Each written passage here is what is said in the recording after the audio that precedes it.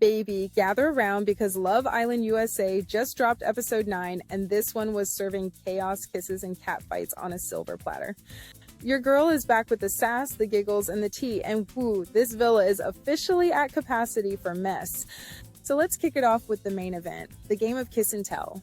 Now when I tell you this was less a game and more an erotic episode of Fear Factor, I'm not lying. The Islanders were dressed up like they were about to film the pilot for 50 Shades of Spray Tan and got tied up, literally.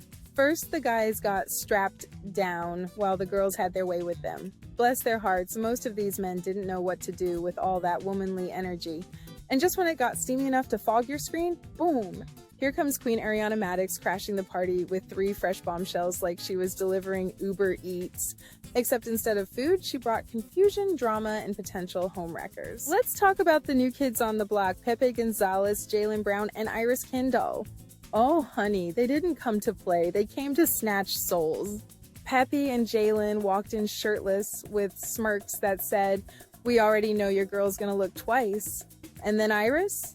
Baby. She came in like the IRS during tax season, no nonsense, high heels, and ready to audit every man's loyalty. As soon as those 3 strutted in, you could hear the tension crackle. But hold on, because before we even get into the chaos they unleashed, let's check in on some of our OG couples. First up, Huda and Jeremiah. Now listen, these 2 had me rooting for them, but woo, the foundation is cracking. Ever since Huda opened up about being a mom, respect queen, Jeremiah's been giving I support you in public, but I'm spiraling in private energy. In episode 8, they already had one of those let's talk but not actually solve anything convos. And by episode 9, he's shutting down like an old iPhone in the cold. He says he's fine with her being a mother, but then he's out here talking slick in the dressing room like he's auditioning for a new girl. Sir, pick a struggle. Either be in or be out, but don't stand in the villa doorway blocking traffic. Honestly, if Huda dumped him tomorrow, I'd stand up and clap. Now let's get into the Chelly, Ace, Austin, Bermuda triangle of bad decisions. Woo! So Ace tried to show out with a cutesy breakfast for Chelly. He even got Taylor to help him coordinate the moment like he was planning prom. Sweet? Sure, but let's not forget, Ace is also out here starting drama like it's his side hustle. Austin, who's also vying for Chelly's attention, looked unbothered on the outside but was definitely plotting Ace's downfall internally. You could see it in his eyes. Chelly, meanwhile, is acting like she's on The Bachelorette. Sis, pick a man, flip a coin, draw straws, something. She's clearly torn, but girl, you better get your life together because recoupling is right around the corner. And you do not want to be standing up there looking like Boo Boo the Fool with 2 empty hands and a broken heart. Meanwhile, the rest of the villa is giving lukewarm tea. Hannah and Charlie are vibing. Bless. No drama, just low-key flirting and cute little convos about how many siblings they have. Olandria and Taylor still matching energy, but let's keep it real. One new bombshell with a better beard and it's over for them. They're cute, but not cemented. Now back to the chaos explosion caused by our 3 new additions.